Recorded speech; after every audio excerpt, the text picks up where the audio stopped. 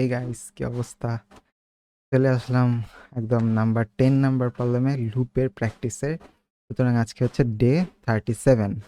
সুতরাং চিন্তা করেন আমাদের জার্নি হয়েছিল ওয়ান থেকে শুরু করে আমরা 37টা প্রবলেম সলভ করে ফেলছি। তাও কয় মাসে? 2 মাসের মধ্যেই। না, কারণ আমরা প্রতিদিন প্রবলেম সলভ করতেছি, প্রতিদিন। 2 মাস তো এখনো হয়ই নাই, 1 মাস কেবল কমপ্লিট হয়েছে। সুতরাং আমাদের অগ্রগতি আপনারাই খেয়াল করতেছেন, তাই না? যাই হোক, তো আজকের ভিডিও শুরু করা যাক। তো আমি এখানে খুলেই রাখছি, আর চেঞ্জ করলাম না।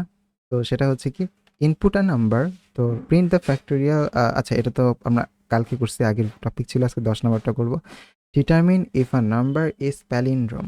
প্যালিন্ড্রোম কী জিনিস সেটা আমি প্রথম ভিডিওতেই বলছি, যে যদি 1 to 1 একটা নাম্বার, তো মানে যে নাম্বারটা আছে ওই নাম্বারটা যদি আমি ঘুরাই দিই তাহলেও সেটা একই নাম্বারে থাকে, রিভার্স করে দিই সেটা কিন্তু একই থাকে, তো সেটাকেই আমরা প্যালিন্ড্রোম বলি। তো চলুন দেখি যে প্যালিন্ড্রোম কিনা। ওকে, দেন আমরা এটাকে কমেন্ট আউট করে দিলাম প্রবলেমটা। দেন যেটা আমরা সচরাচর লিখি, hash include stdio.h and main. Main আসে না এখানে, মেইন। দেন হচ্ছে রিটার্ন 0। ওকে, এখন আগে কি করতে হবে, একটা ইউজার থেকে ইনপুট নিতে হবে, তাই না? এখানে আরেকটা ভেরিয়েবল লাগবে, তো আমি এখানে প্যাল দিলাম। কেমনে বুঝলাম আরেকটা ভেরিয়েবল? কারণ আমাদেরকে তো দেখতে হবে যে যাইতেছে কিনা, তো এখানে টেম্প নেওয়া যায়, যে একটার মধ্যে রাখতে হবে, দেন তো রিভার্স করে করে করে করে ফেচ করতে হবে, তাই না? তো সেজন্য আরেকটা লাগবে। ঠিক আছে, টেম্প বা হচ্ছে প্যাল বা ডিজিট একটা নিলেই হয়েছে। যাই হোক, আমাদের ভেরিয়েবল কোনো কনসার্ন জিনিস না। তো পার্সেন্ট ডি কমা হচ্ছে অ্যাম্পারসেন্ট এন। ওকে, তারপর কি করবো, আমরা ফর লুপ চালাবো, basic for loop. Int I is equals two 0, না, I is equals two N হবে। কারণ কি, আমরা 121 থেকে 1, 2, 1 এগুলোকে ফেচ করবো, মানে একটা একটা নাম্বার করে ফেচ করবো, সেটা তো আমরা দেখছি, তাই না? আগের কতগুলো ভিডিওতে তো এই কাজই করছিলাম। তো আশা করি এটা নিয়ে কোনো প্রবলেম নেই, তাই না? আশা করি। ক্যামেরা একটু উপরে উঠে, পজিশন ঠিক আছে এবার। তো এখন আই যখন নট ইকুয়ালস টু 0, মানে যতক্ষণ না 0 হচ্ছে ততক্ষণ পর্যন্ত চলতে থাকবে। তো I divided by is equals to, আমি একবারে করে ফেললাম, ঠিক আছে? একবারে ডিক্লেয়ার করে দিলাম। এবার কি করব, হচ্ছে ফেচ করব এবং টেম্পে রাখবো। টেম্প ইজ ইকুয়ালস টু টেম পার্সেন্ট টেন। টেম কেন হবে?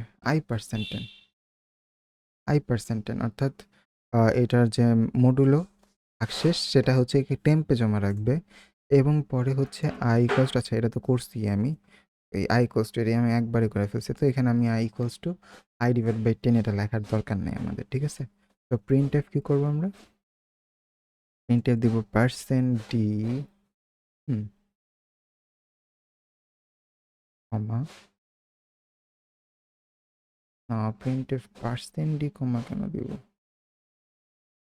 পার্সেন্ট কমা তো এখন যদি দেই তাহলে তো আমাকে তো বলছে যে রিভার্স কিনা সেটা দেখাতে, তার মানে অবশ্যই একটা ইফ স্টেটমেন্ট সামথিং আসছে, তাই না? ইফ স্টেটমেন্ট বা সামথিং কিছু তো আছে। তো সেই ক্ষেত্রে আমরা কি করব, তাই তো বলছে, তাই না প্রশ্নতে? আচ্ছা, প্রশ্ন তো এখানেও লিখছি আমি, দেখে দেখানোর কি দরকার?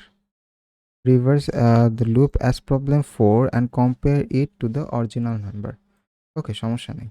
তো আমি এখানে কি লিখলাম যে এখানে যেহেতু স্ক্যান করে নিছি, than n equals to original. আচ্ছা, এন দরকার নেই, কারণ আমি তো ফর লুপ ইউজ করছি। হোয়াইল ইউজ করলে কিন্তু এন ইকুয়ালস টু অরিজিনাল দিতে হবে, কারণ এন তখন চেঞ্জ হতে থাকে।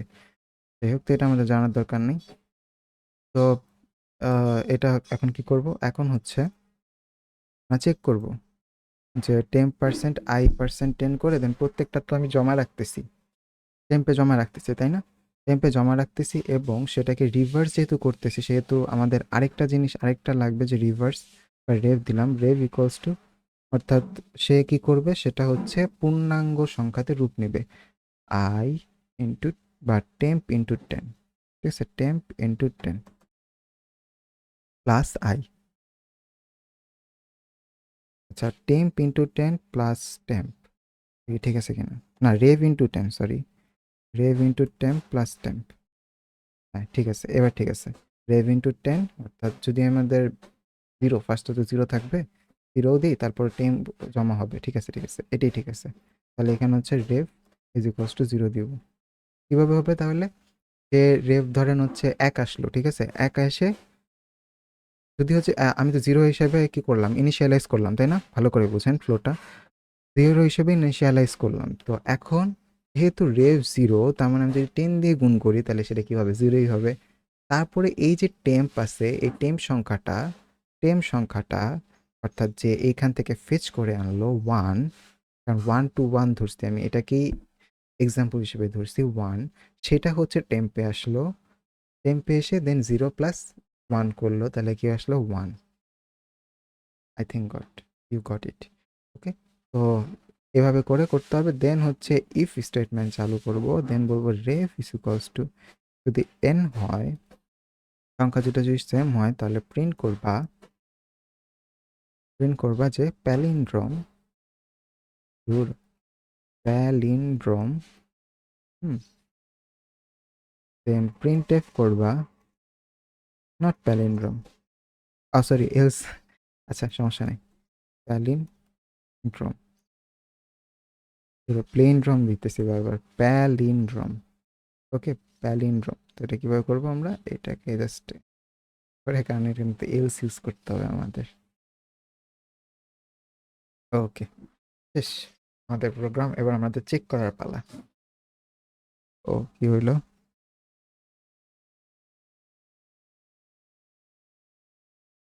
ও, এটা কোনো কথা? ইনক্লুড টাইপ মিস্টেক হইতেছে ইদানিং। ওকে,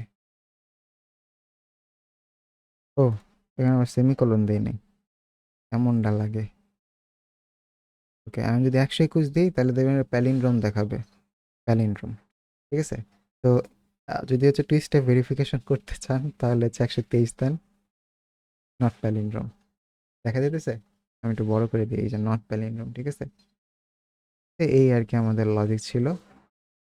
আশা করি বুঝতে পারছেন। তো আমি তো প্রত্যেক কোড লিখছি, প্লাস আমি বুঝাও বলছি, সুতরাং আমি আর বুঝাইলাম না। ভিডিওটা একটু পিছনে করে দেখলে দেখতে পারবেন, কারণ আমি ভিডিও বড় করতে চাই না, কারণ ভিডিও বড় করলে আপনারা দেখতে চান না। তো সেজন্যই। তো আশা করি ভিডিওটা আপনাদের কাজে দিছে, কীভাবে প্যালিন্ড্রোমটা আসলে চিহ্নিত করতে হয়। আজকের ভিডিও এই পর্যন্তই। I will see you next time.